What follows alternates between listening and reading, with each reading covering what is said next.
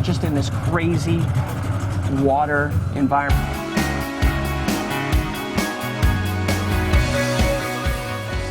With everybody I spoke to, the first time you mentioned the word pirates, it's like a bomb exploded, really, like as if everybody on the whole island heard it. Right. So what's piracy? No, we don't have that. Don't talk about it. Lower your voice. When I talk about the word pirates, people usually think Captain Hook, Peter Pan, Johnny Depp, Captain Morgan's rum, lame eye patches, little kid fantasy stuff. But most people aren't thinking or looking in the right places, like the Straits of Malacca, a narrow strip of water slicing through Malaysia, Singapore, and Indonesia, the bridge between the West and the East for maritime trade. This is where the world's oceans become choke points and millions of dollars in cargo pass through daily, where poor, money-hungry, seafaring people can stealthily make their way in and out of trouble. Somalia, Malaysia, Indonesia, piracy is happening. From small-time boat thugs to crime syndicates taking down million-dollar tankers. It's real, worldwide, and wreaking havoc on global trade. I first found out about pirates when I was in the military, training the Singaporean Armed Forces in counter-piracy. In the last couple of years, things have only heated up. So I decided to pack my bags and set off on a journey to the other side of the world, to the Malaccan Straits, piracy's birthplace and current hotspot, to see if I could get up close and personal with modern-day piracy. The following is my journey.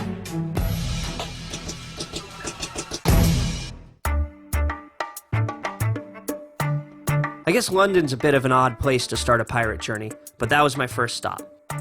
London obviously hasn't had a serious piracy threat for hundreds of years, but it's still a maritime trading epicenter and happens to be home to the international organization which monitors piracy, the IMB, or International Maritime Bureau, headed by Mr. P. Mukadon. Mr. Mukadon's like the godfather of the anti-piracy movement, essentially chiefing our planet's waters, keeping tabs on everything from his office on the Thames River. Muku agreed to talk with me and give me the rundown on what, who, and where piracy is. Since 2003, the attacks of piracy have been coming down steadily. In 2007, we had the first upturn. Attacks increased to 263 attacks a year. And all the waterways in the world are very important. The Malacca Straits is very important. So can you tell us about how the response to piracy works? Well, we monitor piracy wherever it occurs in the world. We receive reports of the attacks. Immediately, it is passed on to the nearest law enforcement agency for action. In Southeast Asia, for example, who is a pirate? They are mariners who have turned bad. They know how to handle weapons and terrorize the crew members into doing what they want them to do. It's unreal that in the year 2008 there are people taking down ships like this. If you know how the shipping business operates, it's not difficult to imagine how they get away with it. Muku was a great start to my journey, not only breaking down the modern piracy world, but also setting me up with his colleague in Malaysia who runs counter-piracy in Kuala Lumpur. Next stop, KL, baby. If we make our flight. Oh yeah. A maze of last-minute travels took us from London and the hell of Heathrow to Bangkok. And finally to Malaysia.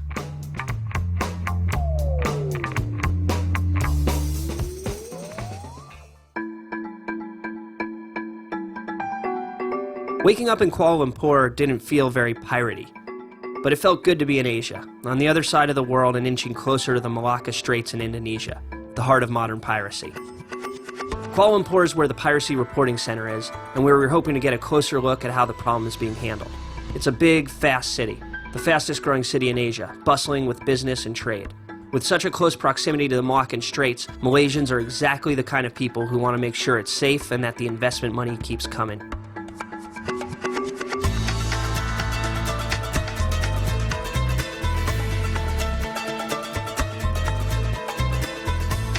So thanks to Muku, I was able to get access to the Piracy Reporting Center, the mothership of the anti-piracy movement, where counter-strikes, negotiations, and secret informants make up a lot of the dirty work done to keep the world's waters safe.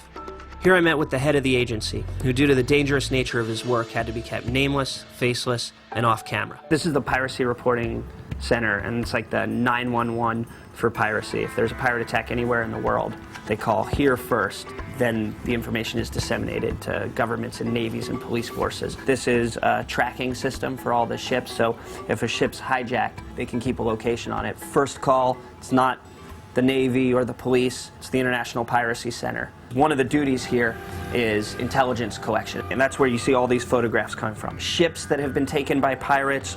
All this is stuff that has been captured. This is a crew that was captured, mostly Indonesian sailors. I mean, look at these photographs right here. These are the faces of modern piracy.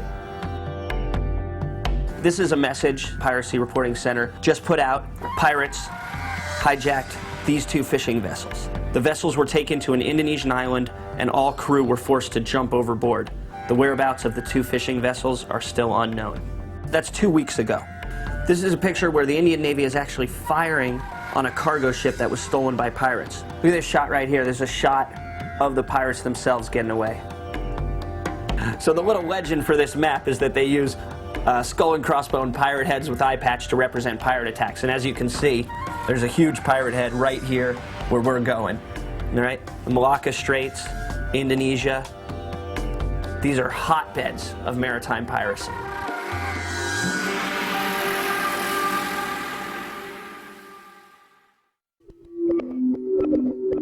Agent X sent us on our way with a number of phone contacts, which we put to use right away. Though spending all day in our hotel room getting denied quickly became frustrating.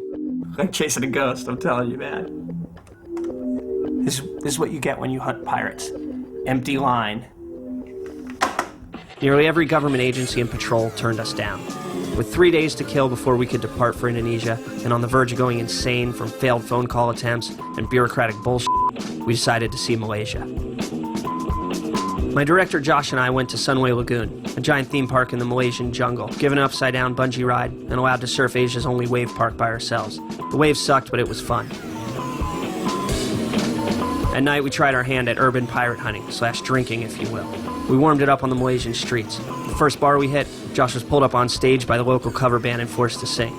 The next bar, randomly, our bartender was dressed as a pirate and stuck a dead ringer for Johnny Depp. He agreed to take several shots with me, and that's when I knew our trip was going to be good. The pirates would come if we let them. No more bureaucratic crap. We're going to get to the bottom of this pirate shit on our own.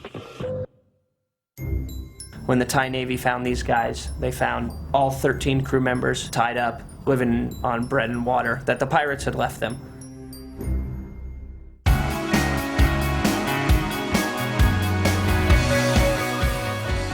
Piracy is happening and wreaking havoc on global trade. So I decided to pack my bags and set off on a journey to the other side of the world.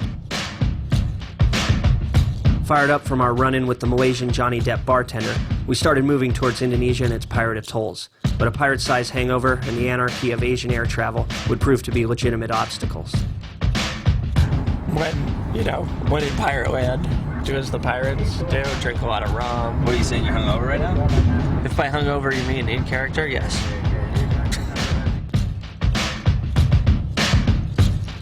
We heard last week the Indonesian police just captured a crew of 8 pirates on this little small island called Batam. It's apparently a pirate's den. We're gonna roll there, see if we can go find some pirates ourselves.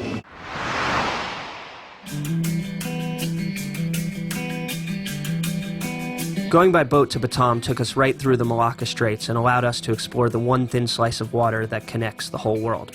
For hundreds of years, the Straits have been a strategic center as seaborne goods flowed from east to west. In modern times, the Straits serve the same purpose. Today, almost 70,000 merchant vessels transit through the Straits of Malacca. Over a fifth of the world's goods moved by sea, and over a third of the world's crude oil transits the Straits annually. But this strategic choke point is still plagued by pirates. In 2005, the mega insurance company Lloyd's of London classified the Malacca Straits as a war zone, creating 2 major ripple effects. First, international governments in the area raced to clean up their act, and the piracy numbers have theoretically dropped. But this also deterred ship owners from reporting piracy. So piracy has become vastly underreported, and despite the 237 official reported attacks, the real extent of the piracy problem is unknown.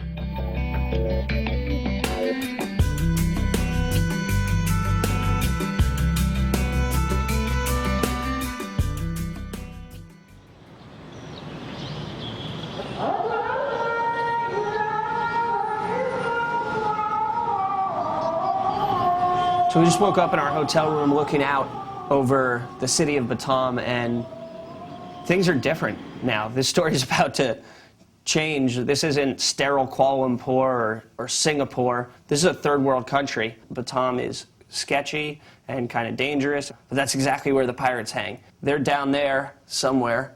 We're gonna very gently, because everybody keeps telling us how dangerous this place is, ask around and see if we can find any pirates out there. Located right off the straits, only miles from the big trade lines of Singapore, Batam's essentially a pirate Disneyland, where shady types coming off a heist, like say a pirate, can escape, lay low, and spend money on brothels, gambling dens, and nightclubs with little worry about police presence. Without a guide and translator, there wasn't much we could do. Then we caught a huge break. We were put in touch with one of the most well-connected guys on the island. I want to introduce you guys to our new friend. We call him Johnny Batam. He's going to be rolling around with us, showing us the ropes. So tell me about pirates. Pirate came to here for the happy time. When they're here and they spend their money, what are they doing? It's gold. Girls. Yes. They get ladies. And then ecstasy. Ecstasy. Yes. Drugs. A drug. Yeah. We have to go to the Belakang Padang Island. It's very famous. It's private location. It's not too difficult to find them. Right. But we must too slow. No guarantee, but we move slowly. Yeah. Why? We too slow. Because it's dangerous. It's dangerous. Oh, that's comforting. Thankfully, Johnny was plugged into Batam. Before we went to his famed pirate island, he wanted to hit the streets, taking us downtown to where the unemployed fishermen hang out and wait for the jobs to come in. These are the types of guys who have to deal with pirates and also sometimes get recruited for their heists. Perfect types for us to do some networking with. Do they want some coffee or anything? Maybe they like drink beer. Oh, get beer. You guys want beer? Everybody here is a seaman. Mostly like captain, engineer, mechanic. And right now, is there work or no one's Jobless. Jobless. Does that mean that people will come, like, recruit? If you asking that question, I cannot answer because I'm not this member of the pirate. I got one of friend out here In the streets? Malacca Street. In Malacca Street. And what happened? Just Did he tell you the story? Just tied up, punch, get the handphone, get the money, everything. And He's not here. He's not here. Can we call him? After some negotiating with the sailors, they gave me the phone number to their friend who had recently been robbed by pirates. We gave him a call, and a few hours later he agreed to talk over some afternoon beers in our hotel room. What a legend. The self-proclaimed Indonesian Chuck Norris lookalike. Played down the fact that before he became a sailor, he might have done some pirating himself. He sported a commando shirt and a tattoo with a pirate skull and crossbones, and the word Maut, which means death in Indonesia. Does it get any more pirate than that? His English wasn't so great, so he did some drawings to help out his story. We're gonna call our new buddy Chuck Norris because he looks like Chuck Norris. That's what that's what he wants to be called for the purposes of this interview, and he's got a hell of a story. Like, listen to this. Chuck, can you tell us what happened? I am seaman, eh? You're a seaman. Yes, I am seaman. He was on a tanker ship. Yes, tanker ship. He was on watch from 12 to 6. Yeah, I duty. Yeah. Duty. I see the fishing boat in my ship. The small boat, the turn around, very close, the tanker. And then have the problem tanker. Yes. They hopped up. Sudah semua 6 orang pakai gun. 6 people. Suddenly the 6 people bring gun. M16. M16. M16. Jadi pas itu bang, kami semua angkat tangan. Big tanker coming. Big tanker. Big tanker coming. Cannot move from behind, because they have gun. The pirates controlled another tanker ship, probably stolen, and he was the one who was responsible for pumping. The pirates at gunpoint told him to pump the oil from his ship to the pirate ship, right? So these guys are basically stealing 200,000 tons of crude oil. How much money is that? Maybe worth? million. Over $1 million. Billion. All the pirates left, and they left you tied up for 3 days. 3 days. When the Thai Navy found these guys, they found all 13 crew members, including the captain, tied up, living on bread and water that the pirates had left them. Right. Well, how come Chuck Norris didn't kick their ass? Oh, cannot. Because they have gun. They have guns. He just said that the best thing to do is not to fight back. The Indonesians, like, they know not to fight back, but there was a Korean captain who did, and like, you saw what happened to him, is what he said. What happened to him? He was executed. He's still worried about pirates to this day. It's pretty insane. I don't want to be too dramatic, but like the guy driving the boat, we're just going to call him the captain, okay? Because he doesn't want his name used. And he is basically handing us the keys to the pirate kingdom.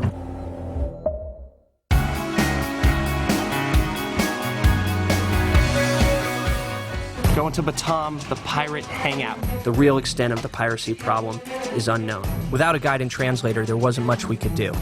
Then we met Johnny Batam. With our days in Batam running out, Johnny took us back to the Malacca Straits one last time.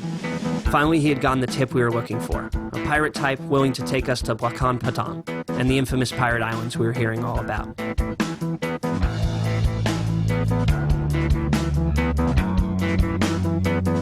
We just arrived at one of the little harbor places, and we're renting a little skiff. We're jumping on a boat to go to this other island, which is apparently a jumping off place for some of the pirate attacks. Let's go for a ride.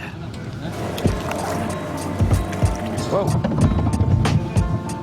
Our first stop was Tertak Kaban, a small fishing village where we were told we could meet our pirate guide.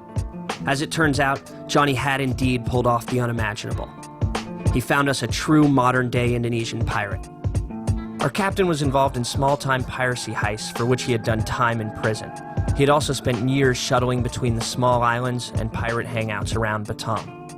Not only had Johnny found us a pirate, he agreed to be our guide through the pirate underworld. I'm not sure I really broke down what's going on right now for you, but it's pretty insane. I don't want to be too dramatic, but like the guy driving the boat, we're just going to call him the captain, okay? Because he doesn't want his name used. And he is basically handing us the keys to the pirate kingdom. He's telling us all about the operations, where they're planned, where the hangouts are. It's pretty heavy right now, and we're just in this crazy water environment where we keep pulling up to these shacks in the middle of the ocean.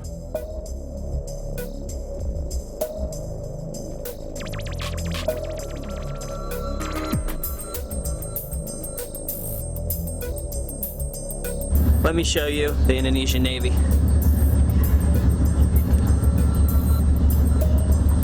Doing their best. What the captain's doing right now is he's showing us how they come up on a ship when they're going after it, okay? He's driving up in the wake of the ship so the crew can't see him, and then they scurry up and take the ship down.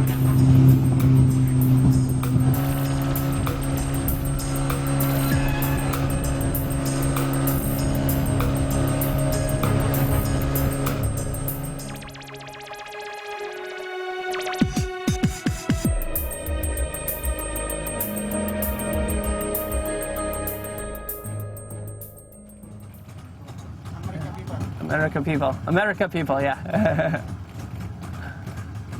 I don't think they're that stoked that we're shooting. Yeah, right now. I do not. Maybe we should not point the camera at that dude. They did not seem happy. Pissed. You want to go upstairs? Sure. Yeah. We want to go upstairs, huh? Yeah. Yeah, definitely.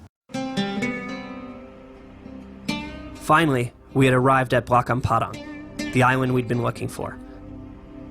Despite some hesitation, Johnny was able to make friends and introduce us to the few pirates who happened to be laying low there.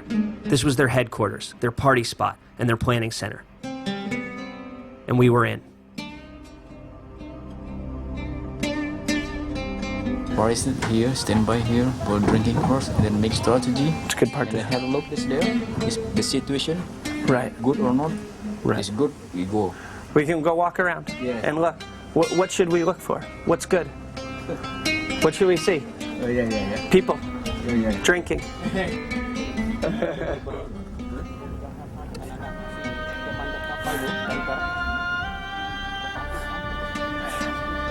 Have you seen Pirates of the Caribbean, where they go to that floating island and everybody's like drinking and there's like prostitutes everywhere? Like, dude, this is the real life version. We're on a floating island of sticks and karaoke bars. Karaoke bars, by the way, being a euphemism for brothels, and they're everywhere. And I am really, really stoked to have Johnny with us because he is our guide dog and our lifeline as we're floating in the middle of nowhere.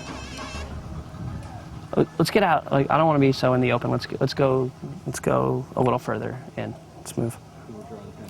Yeah. People are giving us hard stares. So let's go in.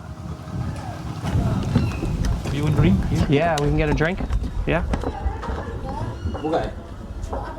Yeah. So we decided to just go into one of the shacks and get a drink. This is where you would chill during the day, plan your operation, wait for your target opportunity. That's what they've been telling us. I feel like I'm about to crash through the floor here. What were you saying that she said? Mama say last time is very famous this place, but starting maybe 6 months ago, the Indonesian Navy is a response is the issue. Every time is patrolling here. I believe the pirates cannot stop because the pirates is life hit from the pirates. We need food, we need life, have children, we have wife. I cannot stop because the reason is the pirates economy. The economy. Yeah, it's economy. So you think it won't stop? Cannot stop. 100% cannot stop.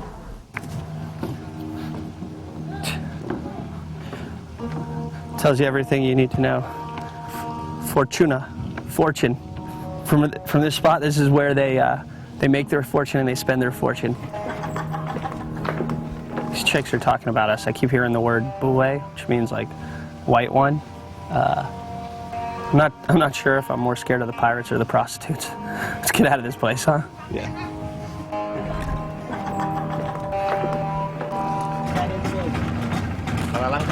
Bye. Bye, you guys. All right. Some of the nicest pirates ever. These guys are super cool, actually. There's all these different layers to this. I mean, God, you just don't know who's out here. Like, look at these guys jamming along with a boat. That's all it takes is 4 dudes in a little boat with an outboard motor and some machine guns to take down one of these multi-million-dollar container ships. It's almost Robin Hood, but the foot soldiers, the workers, right? They're these guys, poor Indonesian fishermen, right, or out-of-work mariners who get recruited to do these piracy jobs. And you can see it. They live on the water. They know these areas. These inlets are their home, and hence they become the springboard for piracy. We sped across the water on the final leg of this surreal journey for one last stop. The last island the captain took us to was his own, one we simply called Goat Island.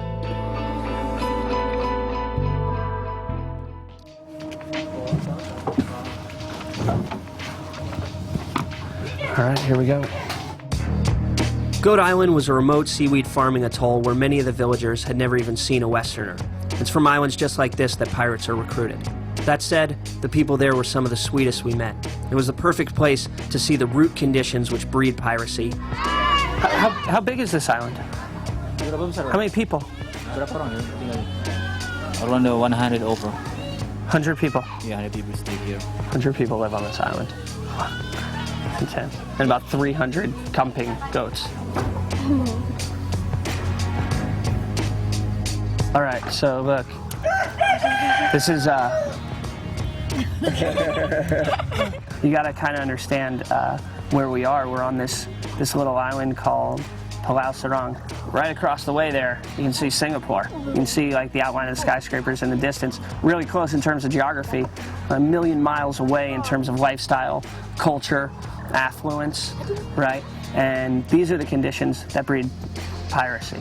So from places like this little island that those guys are coming from. See, there's a whole nother level that I can't penetrate. Frankly, like law enforcement agencies can't penetrate either. And that's the gangs that organize these guys. And that's where the real money is made. These guys are just trying to feed their kids, feed their groms.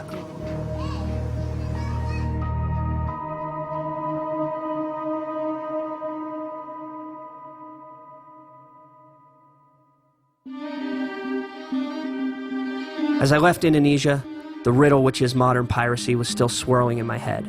The international trade circles and big-time crime syndicates, the small-time fisherman, turned new recruit, and the recruit's children. Mostly I was left with memories of the people and the sea they've inhabited for thousands of years. Like Johnny said, as long as big trade boats run through these seas and there are hungry mouths to be fed, piracy cannot be stopped.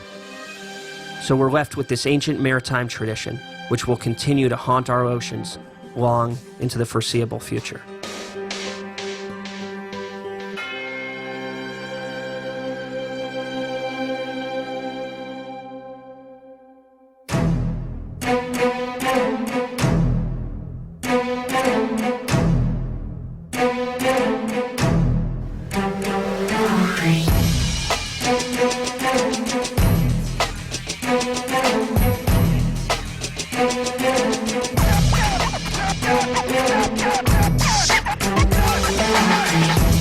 See more Vanguard Wednesdays at 10 p.m. on Current or online at current.com/Vanguard.